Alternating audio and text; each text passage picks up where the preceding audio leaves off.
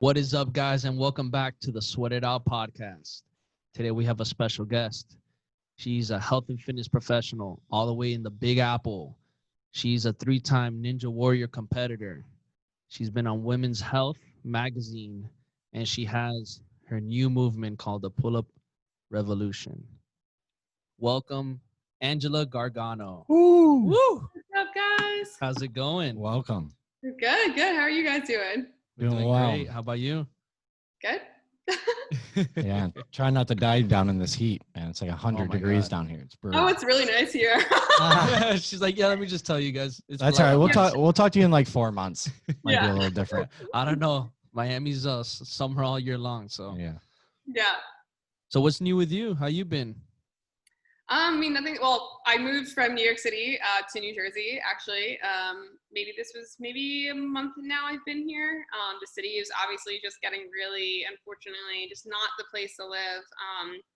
Just really scared going outside, not so great being quarantined. So I decided to just kind of make moves, move to New Jersey. I'm closer to my mom now.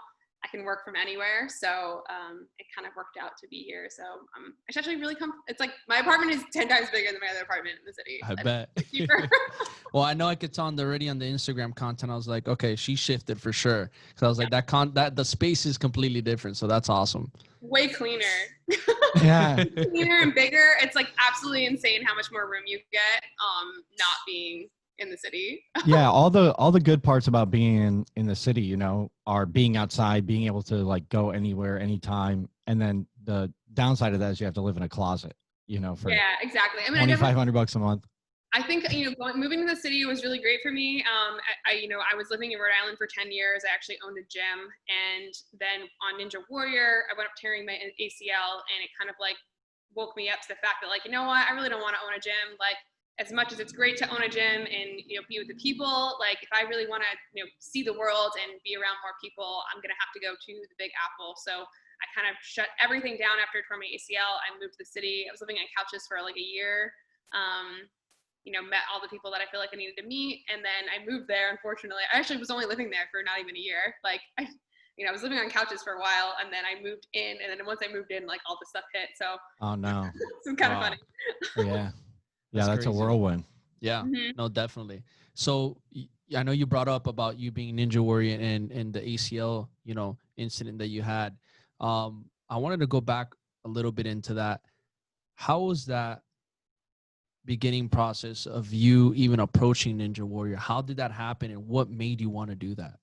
What's so interesting, I had this question the other day when I did like a Q&A, and what's so interesting is that I actually didn't want to be a Ninja Warrior, not because, because I didn't really know much about Ninja Warrior at all, number one. Number two, I was not confident at all. I was always kind of seen as the underdog. Like I was the girl who was always kind of like there, and I knew she was strong, but like kind of just like brushed to the side type of thing. And my friend was trying out for it, and the photographer who I helped to make, because he had to make submission videos, I helped my friend make the video, and he was like, you really need to be doing this. And I was like, I can't do this. My friend's doing it. I don't want to get in her way. Like, I don't feel like I'll be good enough. And then he was like, no, I really just think you need to make a video. So I trusted him. We made a video literally super quickly. And then I got selected, and my friend didn't for the show, which was crazy to me, because I always, the girl was, won everything in all fitness competitions, was super amazing. So I'm like, always just looked up to her, and I'm like, oh shit, like I got called, like me, like I'm actually, I can do this, like I'm allowed to I can do more. So that's actually how I got into it, not on That's purpose crazy. at all. It was a complete accident, just because people were pushing me because they saw my potential, and I didn't see my potential at all. I never thought I could be more or do more. At that point, I didn't even own a gym. I didn't have any of that. I was just working at a biological chemist. I was just working, lab Wow. every day. Yeah, so pretty crazy. Again, always kind of felt like I wanted to do more, be more, but I just never thought that I could. I did not have that confidence. And, my life was very traditional. My family was very traditional. Get a job, do the normal, make a salary, all that stuff like that. So then, I got into the show, and it came at the perfect timing, because I was actually in a relationship for a very long time. And, sometimes when you get in a breakup, you kind of have like an identity crisis. You're like, oh wait, I've been with this person for so long. Like, who am I? So it was actually great, because I traveled all the way to Pittsburgh by myself, without somebody, right? And I met all these new people that I would have never met because before I would have probably never done this by myself. And I saw like the community of ninja, and that's what really attracted me to it. It was, yes, the obstacles are great and it's super fun, but the people, like these amazing people, all different ages, coming together to just trying to beat this course, right? Everybody wanted everyone to do well. It wasn't like fitness competitions where it was like cutthroat. It was like, no, we just want someone to finish it. Who's going to finish it? So I got really addicted to it after. And then I obviously applied the next year, and because I'm like, I have to do this again. I started training more, started going to ninja gyms, meeting some great people. I actually didn't get selected for 2 years after that. Didn't get selected. So here I am now all cocky. Got on the first time. I'm going to crush it. And I was so upset. I'm like, now I'm not getting on? Bullshit. Like, so frustrating. So I got to really work for it. Have you always been into like obstacle competitions or like skill competitions like that? No, I haven't been. Before that, actually, what I was well known for was being a college gymnast and then doing fitness competitions. So fitness competitions, not where you're just posing on stage and showing your body, but fitness competitions where you're flipping on stage and you do this crazy, routine with the theme and all sorts of stuff. So I was actually known in that world because after college gymnastics, I was itching for something. I just needed to find something to do. So somehow I got thrown into doing fitness competitions, which I became addicted to. Like, I absolutely loved doing the fitness competitions because I was able to become, when you're on stage, you can become like a character, right? You can be something you never thought you could be. So really was a part of that world instead. But in gymnastics, I was a bar specialist. So that's why people kind of in your wheelhouse. Yeah. Yeah. And gymnastics is not easy. It's definitely not easy. Yeah. So how was your training like leading up to like your first real big American Ninja Warrior like challenge? Yeah, so for my first ever one that I ever did, I actually I didn't know anything about ninja, so I started going to ninja gyms in the area. I used to coach gymnastics, so one of the parents was like, "Hey, my buddy has a ninja gym in their backyard. Like, do you want to train?" And I was like, "Yeah, help me. Let's go. Help me." So I went to this backyard gym, which was super cool. The people were super nice, super awesome to be around people who were just like into this. And I remember that I was actually pretty good at it from gymnastics and from having that upper body strength. I actually felt pretty good. I was like, I'm actually pretty good at this. And then I started doing the salmon ladder.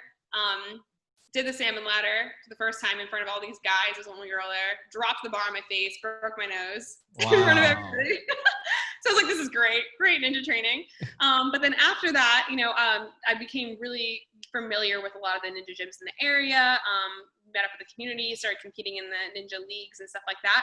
But my training mostly was 2 days a week of obstacle training, actually getting on obstacles, actually doing stuff with a bunch of people. The other days were conditioning, right? Because you got to keep yourself conditioned. So the other days were, making sure that you're, strength training, things like that, running, making sure you have your endurance.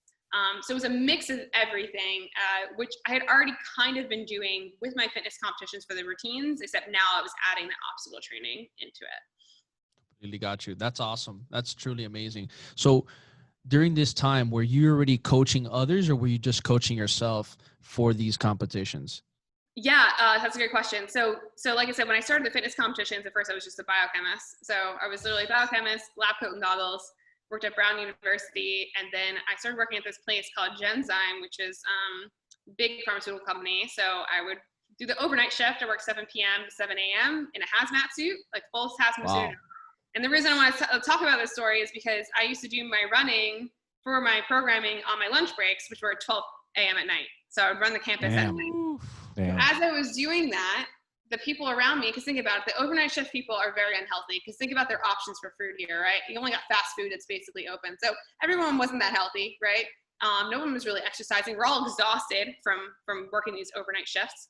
So basically someone had asked me, they were like, hey, like, can you help me? Like, I see you're eating really well. I see you're doing this. Like, do you mind helping with this? And I'm like, you know what? Like, yeah, I'll help you. Like, I'm learning.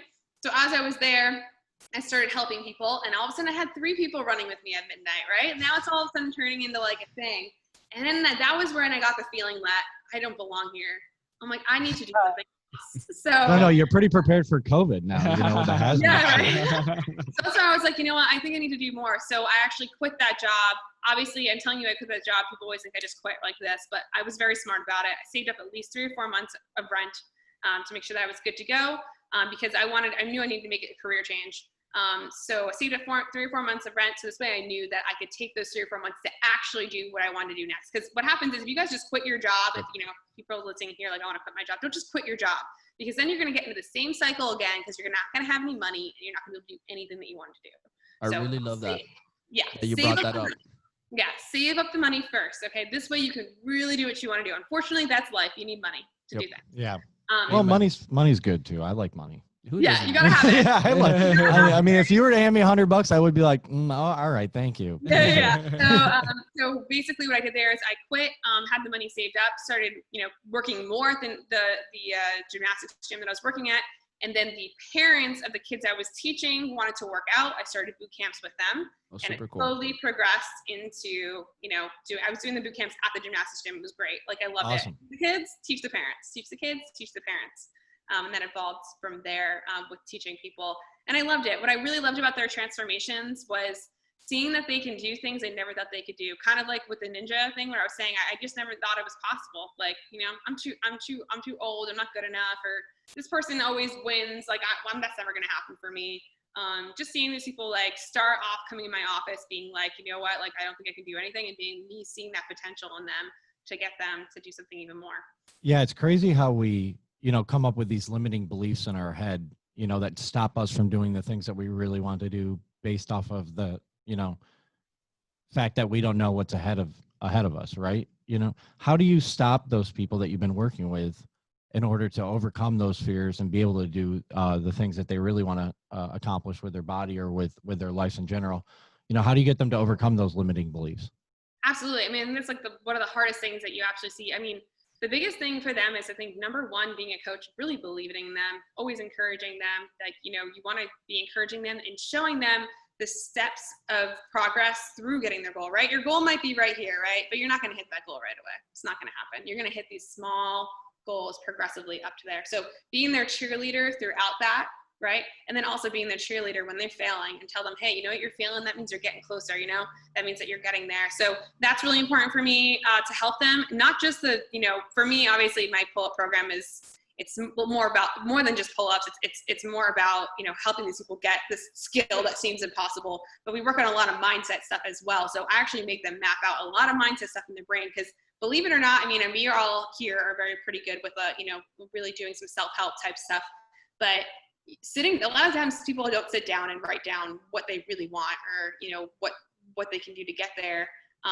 So just sitting there on paper and just writing those things down, and then mapping out how that can really happen for you, I think is really important. Just really visualizing it and having it like, no, this can happen for me. So I make them create vision boards, or make them write statements to themselves where they're actually there, like they write letters to themselves where they're really actually feeling like, I accomplished this thing. I think that's really important. Very hard. Sometimes people think it's cheesy, but it works. No, it's hard. I agree. It's hard to run from your goals if they're right in your face. Yeah, when they're right there. It's so funny. I just did a post too on my pull-up bar. Drive by. It's true. If your pull-up bar is in front of your face every day, you're not going to forget to do a pull-up. It's right there. It's like that video you posted up where you were that cool little reel that you did where you're switching out the different attires and just pulling up right in front of your door. I thought that was pretty cool.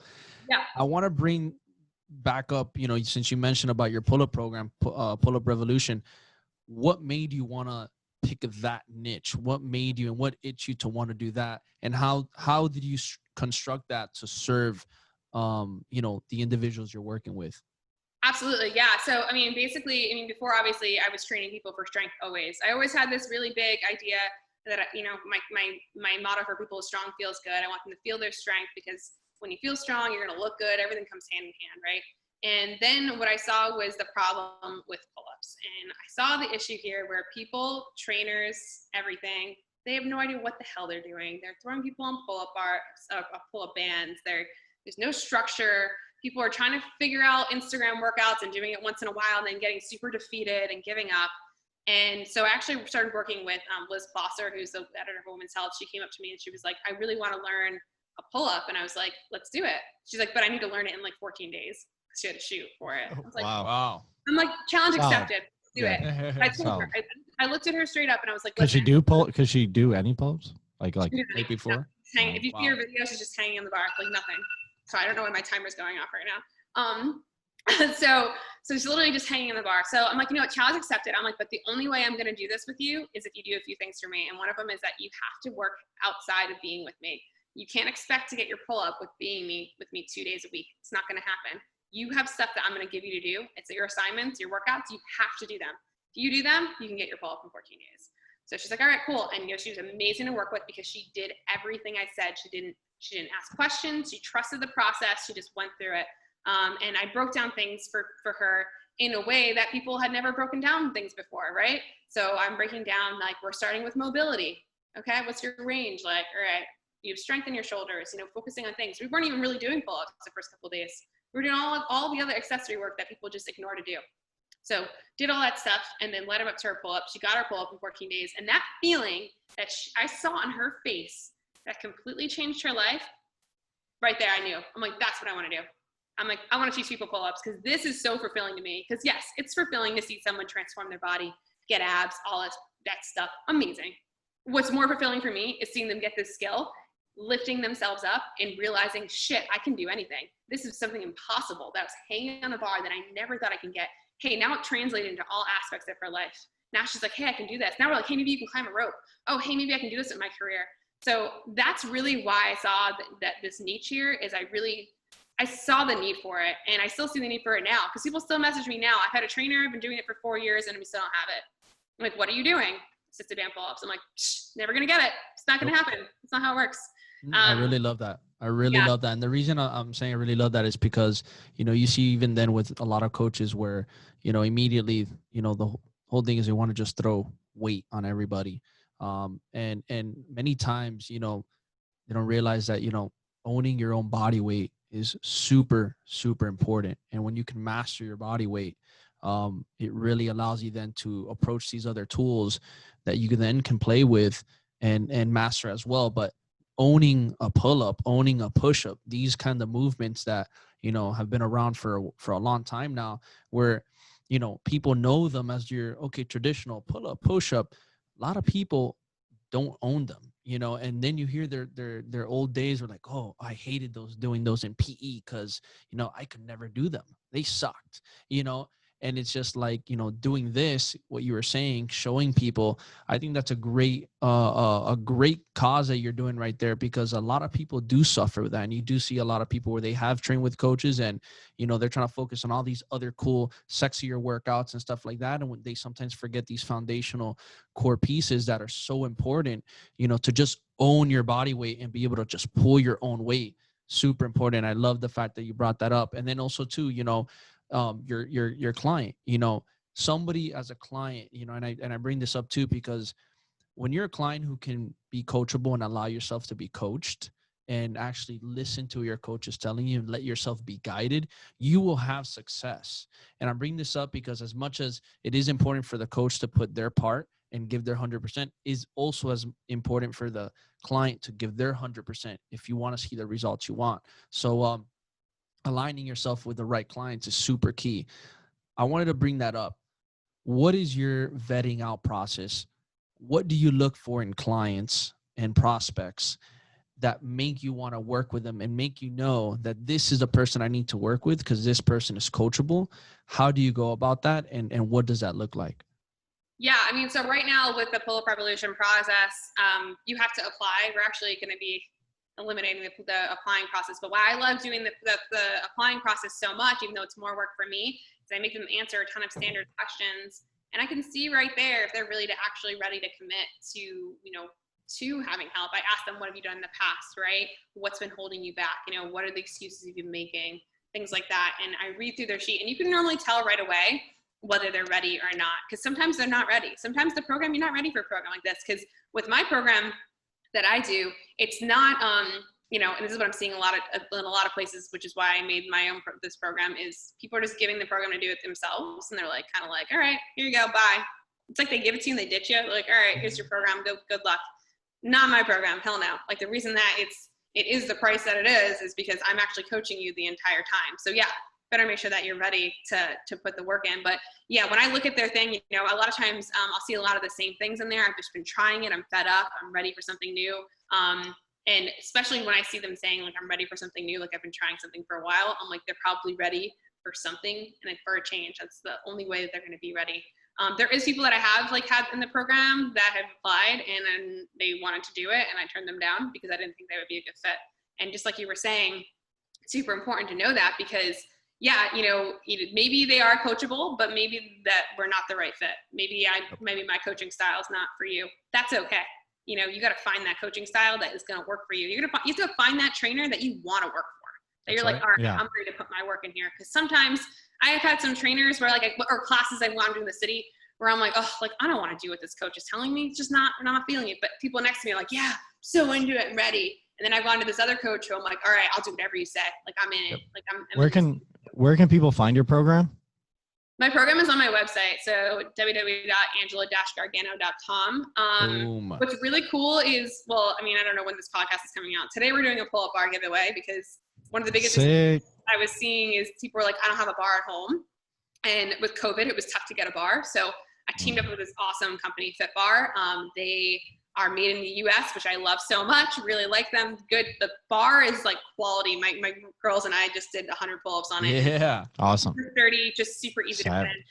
Again, I'm not getting paid for that. Like I just like the bar. So we're going to There we go. Awesome. Yeah. Awesome. And we are actually starting in September. I'm doing a full week of a free pull-up challenge. So it's going to be a full week. I'm going to give you all these little tips. It's like a taste of kind of what Pull-Up Revolution will be like. And at the end, we're doing a workshop. So I did a pull-up workshop last month and people really appreciated it. Again, bottom line for me, like, yes, I want people to be in my program, but I just want you to get the damn pull-up. So if I can do whatever I can, I know people are different with, their budgets or what they're doing. Like if I can help you in any way or not have to sit there and try and guess what the hell you're doing, that is my goal. I just want you to really understand it and feel better about the process instead of giving up. We call it breaking up with your pull-up. People break up with it.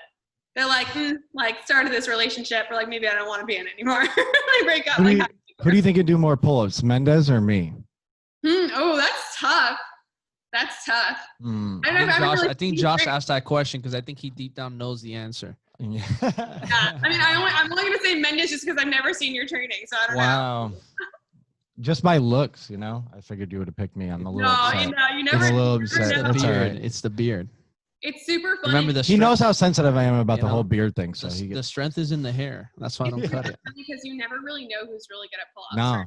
You can see like a bodybuilder and they're so strong. They're lifting all this weight and they're fucking killing but they got a lot of mass. So. And then you see them trying to do a pull-up and they can't move. Nope. They can't even get on the bar. And then you see somebody no weight, no mobility. Yeah, you see like a climber, right, with barely any muscle in there. They're cranking them out. Yep. Right? Yep. I was the king of the flexed arm hang in elementary school for those like. Yes, there you go. Oh man, that's hilarious. So I gotta ask you, obviously you're doing amazing, especially with your pull-up program.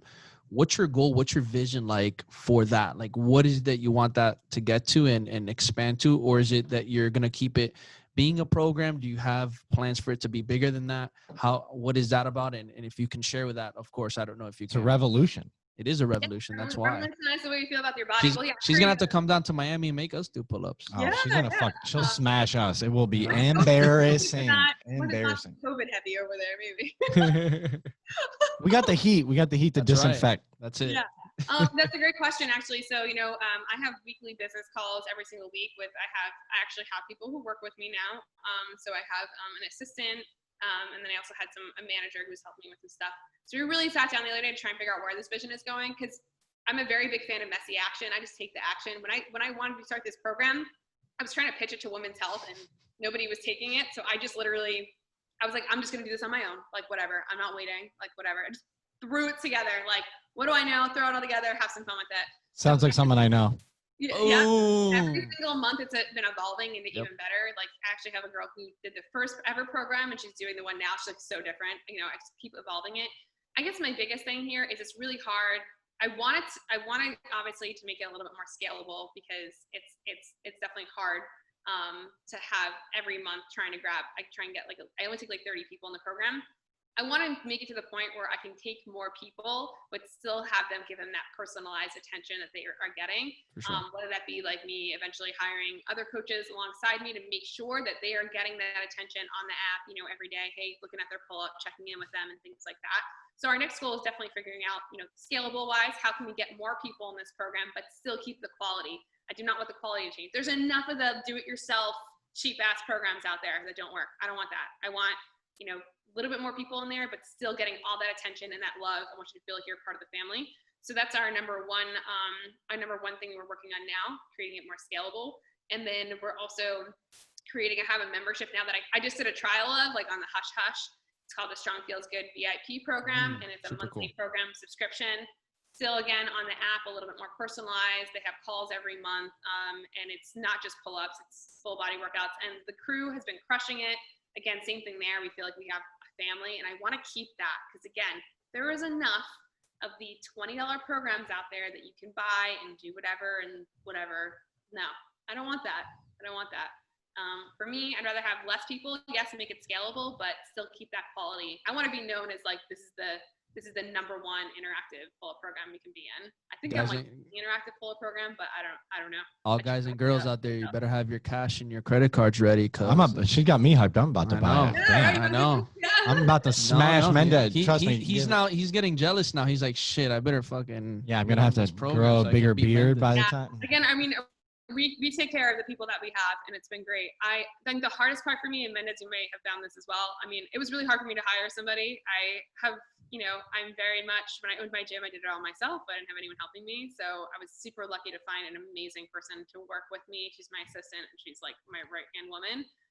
But we created systems to make sure everyone's getting checked in on properly. We've been talking a lot about, you know, building out a team and how important it is to kind of alleviate yourself of some of the day-to-day monotonous stuff that, you know, can be handled by someone else that you trust. Yeah. What is it? Like, if you don't have somebody who's helping you, then you're gonna all your energy is going to a bunch of other back-end stuff. Yep. You want your energy to be with the people, right? So it's tough to do that if you're doing everything. Yep. It's important to get those things that at first, you know, now seem tedious, yet they're important, but, you know, you need to keep scaling. So yeah, at one point you got to realize, hey, it's time to bring somebody on board. Yeah. And creating that team too, the biggest thing I always wanted to see, I worked in the big New York gym for a little while. Yeah, and I saw how poorly they treated their employees. And let me tell you, we talk about it all the time. Yep. Yeah. I want this to be like, whoever is on my team, like, you are family, and we are in this, we are all, so I want everyone to be so excited about it. And even with my assistant now, like, if we have a really big launch, like, I always like give her extra, or, you know, give her something like nice. Cause it's just like, that's how I want to be treated. And, just making the team be all like, I want this is like, I'm exciting. You guys got pull-ups. I want the whole team to be like, yeah, we're crushing it, we're sending them. What characteristics do you look for, or traits do you look for, you know, when you're trying to bring people onto your team? I know it might change, you know, from position to position, but there have to be some underlying values that I'm sure that you have, that you want to instill in the company and instill in the people that you have around you. So, you know, can you touch upon that a little bit on like maybe, you know, a few things that you look for in everyone that you want to work with? For sure. I mean, it's going to sound like really dumb, but the first one is like, are you actually a good person? Like, are you a good person? Yeah. Like, you need to be a good person. Like, are you an asshole to people around you? Are you the kind of person who's like, you know, in the grocery store and you see someone drop something and you pick it up? Or are you the person who just looks at them and you're like, yeah, like, no, like, Come on, Josh, stop being mean. Nah, I'll pick it. Nah, you're always being mean. Well, that's because I grew up in an Italian family. Like, you know, that's how we show love.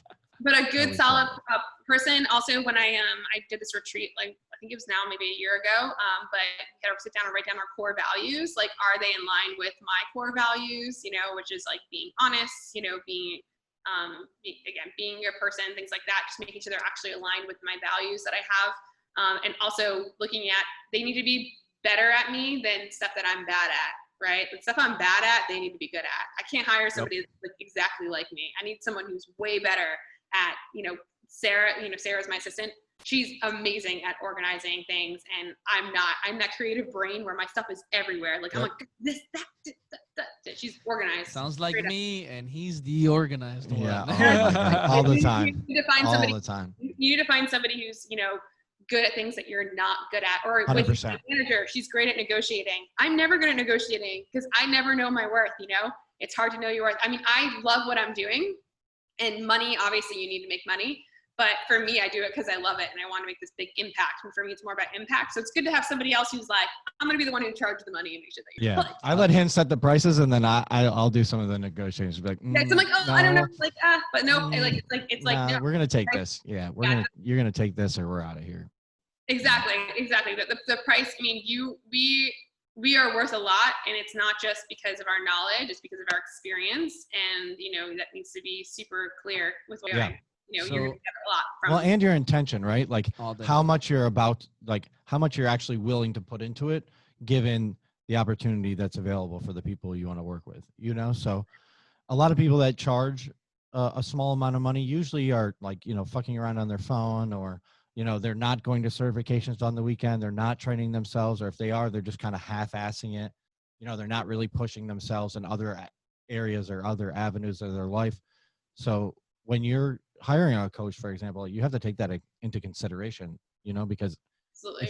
if you're willing to do all things outside of fitness, even to improve your life, you know, I'm sure, you know, you don't just do pull-ups all day. You're probably reading, you're handling the back end of the business. You're talking to the people that you work with who are more knowledgeable in that and trying to learn from them. And the majority of people that charge $40 or something aren't doing those things. Yep. You know, they're just not. No. Yeah. So for anybody who's listening to this right now, know that. Like, you know, you're gonna pay for what you get. Like, if you pay $20, you're gonna get the $20 worth. You know. Yep. Yeah. If you're paying, like, you know, $400, you're gonna get a lot more. You're gonna, because we give a shit. Right. All day. We really want you to do well. So I gotta ask you, you know, it's you know, it's obvious. It shows, you know, all the amazing things you've done, from Ninja Warrior to being a health and fitness coach, but a passionate one who truly cares about their clients. And, you know, and you being the businesswoman that you are, for all these young coaches or coaches that are just looking to take that leap of faith of starting something themselves, a business, you know, a movement like you did, what is your biggest pieces of advice, or let's say the top 3 things that you would tell them to start focusing on if that's something that they want to explore for themselves, especially if they want to scale to that level? Yeah, I mean, if you want to have your own business, number one, just straight up know it's not easy at all. It is not. People are not going to come to you. So one of the big things I always tell people is you've got to be resourceful. Stop waiting for things to come to you. They are not coming to you. Yes, that's right. You got to go, and you got to do. What do you mean? People don't care about me that much? No, nobody cares. Straight up, nobody cares. Nobody cares about you. That's why she chose me for the pull-ups, bro. Jeez. Nobody cares about you. Nobody is going to come for you. It doesn't work like that. I always thought, I was always sitting there, for example, I was always sitting there like, why aren't these people picking me for this magazine? Like, I don't know. And then I realized, you know why? Because they don't know who the hell I am, and they're not going to come find me. So be very resourceful. If there's something you really want to go get, you got to go get it, right? You can't just be sitting there and waiting for it to happen. So biggest thing, be resourceful. There is a lot of research you can do right now. That's super important. Number 2, if you really want to make it bigger in the industry, you've got to think about relationships, right? It's less about sometimes your knowledge and more about who you know. And also about those people that you know, treating them like a person, because you're going to meet people who are high level, which I met a lot of high level people. The reason I think that it connected really well for me, because I didn't treat them like they were this high level person. I treated them like a person. I asked them how they are. You don't just go out to these people, like, again, be resourceful, but you don't just go out to these people and be like, message them right away. Probably get this all the time on Instagram. I hate this shit. And they message me and just ask me for something. I don't know you. You didn't ask me how I was. You didn't ask me about my day. You didn't try and connect with me in any way. Yeah, that's right. So make sure you're trying to create real relationships. Those real relationships, eventually, you know, I remember I trained somebody, I trained a lot of people for free for a while, bigger clients. Because one, I connected with them well. I'm like, yeah, I can train them. And number 2, because I'm like, all right, I feel like, you know, they can help me maybe, you know, with resource wise. I didn't ask for anything for months. And then we were just kind of having a conversation about something like, hey, I really kind of want to be in Top Sugar. Like, you think there's any, like, you know anybody that can help me with that? He's like, oh, I got you. I'll set you up with an email. And you know why? Because I took care of him for those 4 months. Right. That's music to my ears. I think people don't understand, you know, a lot of times, and doesn't matter what industry you're in, but and this is something I do with my business coaching, and I work with my clients, and I tell them all the time, the reason why you're not moving the needle for your business is because you're not generally connecting with people the right way. You're not building these relationships the right way, to then eventually one day be able to turn that into something else. So take your time, be genuine, be real, and treat them the way you want to be treated, and don't just look at them as, hey, it's just another number, but this is more important, a person that, hey, you can eventually serve down the road, and vice versa. So, I think it's highly important and very, great that you brought that point up, because I think a lot of coaches in our industry suffer with that, and not because they're bad, just because they don't understand and they don't know. And many times they'll give up, and that's why they're hurting their business. It's short-term thinking, right? Yeah. It's like, it's the opposite of what you were talking about. You gave a lot over a very long, extended period of time, right? I mean, I interned for 5 years. I understand. We do it with our clients, right? But most people, they might give you one thing, they might give you a week or like a workout or like a short program, right? And then they expect a lot in return, like they'll be like, oh, hey, I sent you a couple of Instagram videos of like some circuits that I did. By the way, can you get me into Pop Sugar? You think you can get me on Men's Health, Mendez, just because like I tied your shoe for you or opened the door? Like, no, it doesn't work like that. Absolutely not. Yeah, exactly. And even with, Liz, right? I helped her get her pull up, but that was a genuine relationship. I'm still friends with her. Like, well, you invested in her, right? Like, she's like family. Like, that's not, I didn't go into that with this crazy intention. I want something from somebody. I really you've got to create those relationships, and real relationships. People are going to see right through you. They can tell.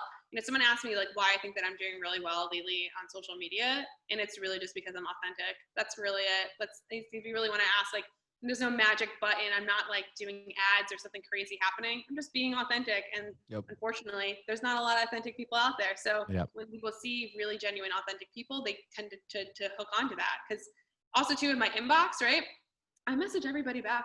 Every single person. Same here. I am not too good for somebody ever. I always will message them back. They message me, hey, like, oh, thank you so much. You helped me with this. Hey, I have a question on this. No, I may not give them like my full workout plan, but at least I'll give them a tip to lead them in the right direction. Yeah. Later on, they're going to remember that. I had people who messaged me because I'm doing those free workouts on Women's Health Monday, Wednesday, Friday. I've been doing it since quarantine, right? The amount of messages I get telling me, hey, you know what? You got me through quarantine, like for these free workouts. Yeah. I had some videographer the other day DM me, and she's like, hey, can you tell me where this like location was that you shot in? Some parking garage on South Beach. And I told her, and she's like, wow, I was not expecting that. I was like, why weren't you expecting that? Like, and she's like, well, no one really responds. I'm like, well, that's horrible. I always respond. So if you ever need anything, you just reach out, you let me know. Like, if you like any of the other locations that I end up shooting at, I don't own them. You're more than welcome to use public property. So, here you go. Here's the address. Yeah. I've had it's wild. Many times where they'll be like, hey there, just trying to see if maybe you'd respond. How's it going? I'll be like, hey, what's up? And they're like, oh my God, you responded. I'm like, yeah, of course. Why wouldn't I respond? They're like, oh, because usually other big fitness accounts won't respond. I'm like, yeah, but I'm not other. People get full of themselves. It's just, right? And that's the thing. We're all human at the end of the day. And we all started somewhere too, and also too, who's being real as well, who's messaging and who's not. And I think the important thing is that when you can give somebody your attention, and understand that, hey, you're not better than anybody else, that is going to give you so much more positivity and benefits later on, because that person becomes loyal for you and they're going to stay connected with you. And you know what? Later on, when you do come out with something, they'll probably purchase it just because of how you treated them, and you didn't even have to force anything, and I think that's the part that a lot of people are missing is that friendship first. Gotta make that connection, that and it's actually really funny that I actually saw that happen just right in front of my face during Women's Health. When we were doing the Women's Health workouts, a lot of the people were messaging me after. I would always tell you, DM me if you have any issues, if you need anything. And literally hundreds of messages. Oh, you know what? A lot of times when I do the core exercises, my back's really hurting and I'm feeling it in my legs. And I'm like, you know what? I was like, these people don't know how to activate their core. So what am I going to do? Literally that day, made an offer thing. We're going to do a core program, 30-day core program, but not a bullshit core program. This is not going to be like the core that you see on Instagram. It's going to be like legit, like actually how to teach you to use your core. So I put the offer out that a day. I like messy action, just had it out there. I didn't have it created yet. I knew what I wanted to do. I didn't have it created. And then it came out, I think like 2 weeks later, sat in my apartment in New York City, filmed everything, edited everything, put it all together, put everything that I thought they would need. because I knew that I wanted to give them that, like, whatever. Hundreds, if not, I maybe thought maybe 50 people would sign up for it. Hundreds of people, 300-400 people just buying the program. And that was because they knew that I created it for them, because I saw their problem. I cared about them. I messaged them all back. I'm like, hey, you know what? I'm going to help you guys out. It's crazy when you actually bring value to people's lives, right? And you actually help them solve problems. Yep. They'll buy what you're selling if you actually solve their problem. And then another thing I want to bring up is, I love how you brought it up twice or three times. Messy action. I'm a person about imperfection leads to success.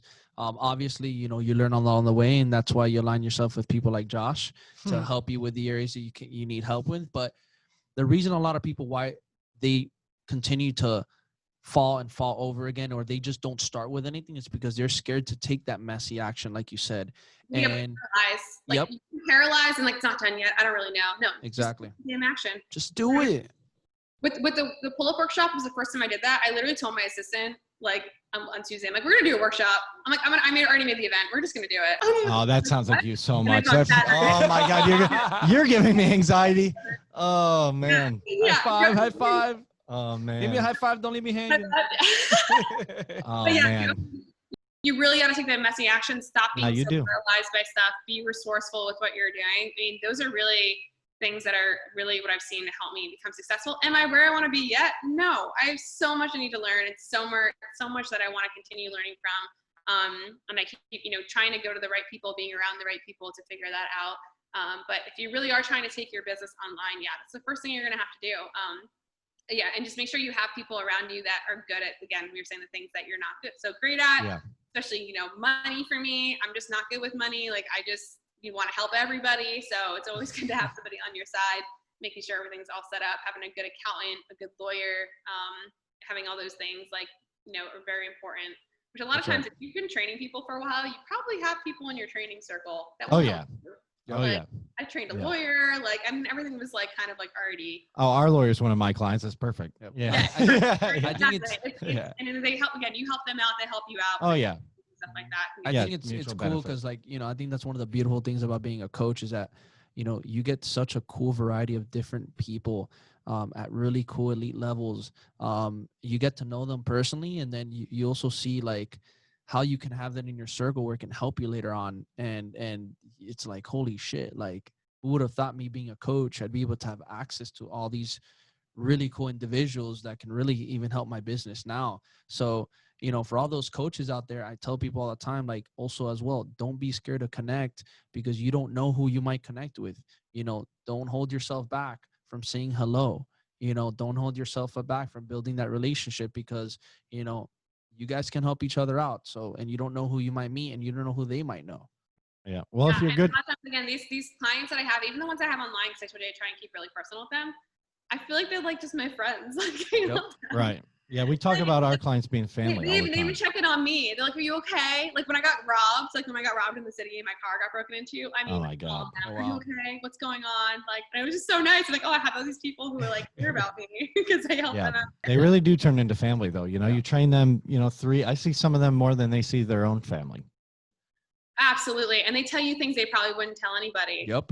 I know so many secrets. They have, or maybe things that have happened. And it's just, it's pretty incredible. And I felt the same way with my trainers when I had mine. Because that's the other thing too. I'm sure you guys all know this too. Coaches need coaches. So make sure that you're continuing to educate yourself, continuing to have a coach as well, whether it be fitness or business.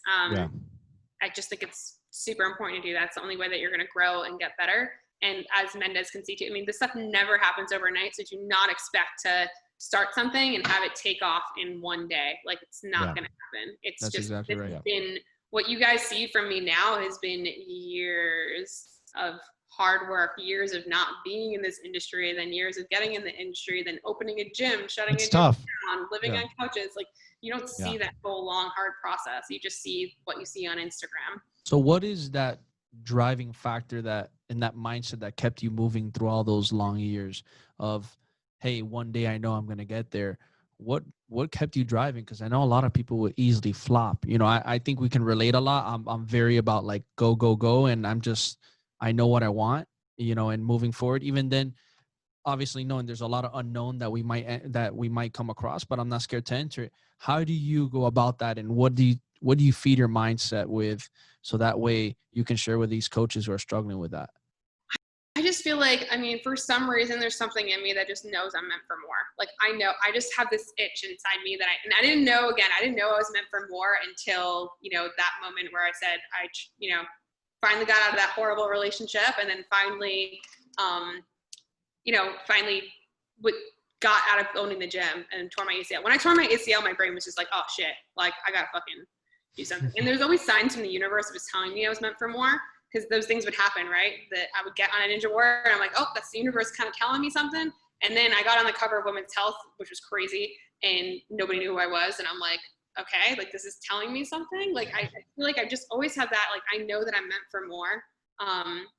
So I think that's what always drives me. I'm like, I see myself, I see that I can be more. And what sucks is that I'm still not where I want to be yet, right? I don't know if you ever are where you want to be, honestly. But it's just like so funny, because I just feel like I know I'm meant for more, and I know I need to get there. And that's just like my purpose. The biggest thing too is, again, when I tore my ACL too, I saw, again, my life kind of flashed before my eyes. I was like, wow, I'm so young and there's so much more that I can still do. I think before, I thought when you get out of college, like your life's over. Like you get out of college and then you go like to the normal job, and then you just get married and you have a house and whatever. And then I realized that no, 30 can be the 21 that you thought. There you go. This whole time to figure out these things.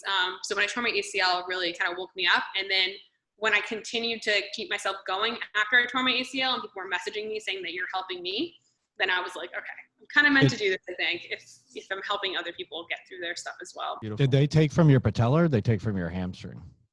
I did my patella this time. I actually tore my ACL also in college. Same knee? Same knee? Damn. Wow. Hey. Damn. I tore my left ACL in college. I used a cadaver graft for that, and then I tore my right leg on Ninja, and that was my patella. Can you tell a difference between when they use a cadaver ACL versus?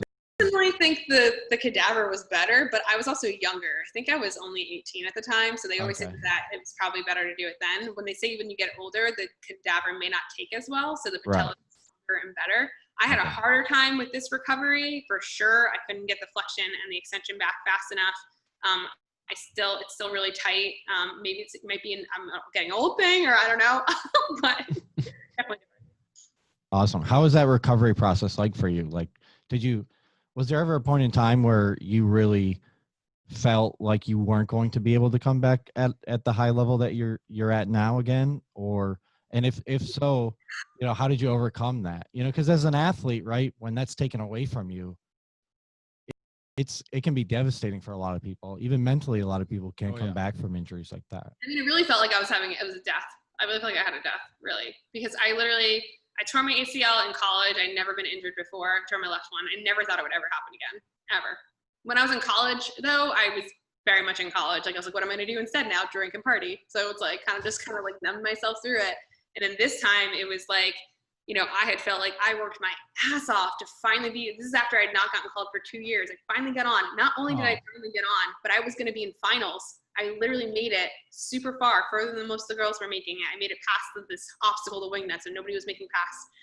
So it was just like, I was devastated. I was like, I just worked this hard, and now like this is what happens. Like I was so upset. I was a mess mentally. I just felt like, why me? Like, why me? Like what the hell? This is bullshit.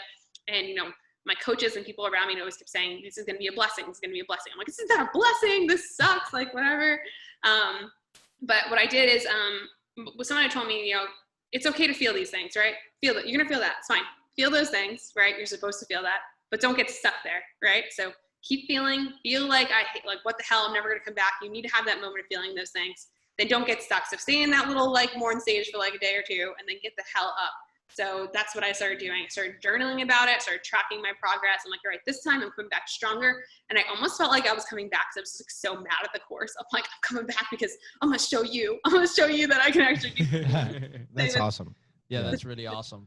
No, I love that. So what would you say is the biggest learning lesson you learned from that incident? I guess that's so many lessons in there. think one of the biggest lessons is that, again, you never know how long you're going to have your body. You never know that could have been, from an ACL on a course. That could have been me in a car accident. That could have been me. Things can happen. Anything can happen. So why are you sitting down and not doing the things that you want to do in your life? Preach. What's going to happen ever? Love it. Yeah. Pandemic's going to hit, a tornado, hurricane. Woo! That's right. Yeah. Like, who knows? That's right. So get the hell up and just do it. What are you waiting for? Honestly. Murder hornets might come and get us. They might make a return. I mean, that was there. That came and went pretty quickly. They're that just came and went pretty quickly. 2020, man. Like, just like, whoo. But yeah, we had a tornado in the ocean the other day. That shit was wild. Yeah. I mean, literally insane. So, I mean, I think that's what it really taught me that. It really taught me, like, what are you waiting for? You really don't know how long you're in this body. You better freaking go do it. Not just physically, but just with anything that you're trying to go for. Because we don't know how to and as much as money, things, whatever. No, we really don't know. We don't really know what's going to happen tomorrow. Yeah. So I gotta say, this has been absolutely amazing. Yes, thank you for coming on. Yeah, thank you We so much appreciate for it. coming You're on. awesome. You're such a badass. Yeah. You're such a badass. You gotta come to Miami and tear us up. Yeah, you gotta come teach us some pull-ups. Super. I definitely want to. My brother lives in Delray. So Okay, that's not far. Yeah, I went to grad school up in Boca, so I used to go to Delray all the time. Visit him. Yeah, awesome. Yeah, come down to come down. We'll show you a good time down there. here. Make it happen. Yeah. Where can people find you, and let us know if there's any other new projects beyond the ones you're doing now. Share them with us here if you can. Yeah, absolutely. They can always DM me on Instagram. Instagram's like probably the place to go if you want to talk to me. Angela _ She'll answer. And then we have Pull Up Revolution page. You can go over there. That's an Instagram page. What's cool about that page is it's literally just everybody crushing their pull-ups. So if you want to be inspired by seeing somebody who cannot move on the bar to getting 6 pull-ups, that's the place you go to get inspired by that. And then, my website, I have my programs and stuff on there. Again, the free pull-up challenge is coming your way. It's going to start, we're launching it on a Monday. So it will start September 14th. It'll be a full week of giving you just a taste of what it's like to be a part of the revolution. And just really, we're going to give you all the knowledge there. So I would definitely sign up for that. We're going to pour our hearts into it for you. Awesome. Amazing. Awesome. So I know I have 2 questions. Josh, you have anything else you want to ask? I just want to say, it's amazing that we have, in a massively male dominated field, right? That we have women like you that are actually pushing a quality message to people about being strong and about being yourself and about working hard and discipline, right? In a world full of Instagram models that are selling fit tees and waist trainers and bullshit ad hoc, 30-day get ripped 6-pack ab bullshit programs, right? So coming from someone who's invested a lot of time in and a lot of money into my education and fitness, I wanted to say thank you for, being one of those women that I can point my female clients to as a source of inspiration. Yeah, same here. Just getting when we met and seeing what you've been doing and just knowing that, wow, like this person right here has done some really amazing things for herself. And, now even on the podcast, learning more about your story, it really shows why you've been able to be so successful. And at the same time, it shows how good of a person you are and how you really care about your clients. And it's like Josh said, if we ever knew that, hey, we need to send people your way, you'd be the first person that I would think of. In a heartbeat. Because it's the truth, and it shows. And this is one of the reasons why we love doing this, because it's being able to connect with other successful individuals like yourself who really care truly about others and really want to deliver a powerful message, out into the world to make an impact. With that being said, I do have 2 questions I want to ask you to wrap things up with. Number 1, are we going to see you on another Ninja Warrior or some other kind of show like that again? Currently, no. Season 12 for Ninja Warrior had kind of gotten cut in short due to COVID. I actually didn't even get a call for it this year, surprisingly. Again, I was upset about it, but also was like, it's okay. So, but I do really, really want to try and get on the Titan game. That looks so sick. So sick. So fun. That looks so sick. I'm going to try out for that and see what happens. Yeah, great. I know one of the dudes that won the last one was from Miami or Florida or something like that. Oh, yeah? Yeah. Dope thing. It was super fun. Yeah. Awesome. All right, last question. In 1 sentence, what's the biggest piece of advice you can leave off to everybody today? Can be anything. Okay, I'll give you like the one quote that had really gotten me by somebody one Awesome. time. It's be all you know you can be. Because Love you it. know what's in there. You do. You know what's in there. Love it. Awesome. I think that had really, really impacted my life because I sat there and I was like, you know what, you're right. I can definitely be more. So Awesome. I think that's a good little quote to end off on. Great. Love Thank it. you so much. Yeah, thank you. Thank you so much, everyone. Angela Gargano. Please check her out.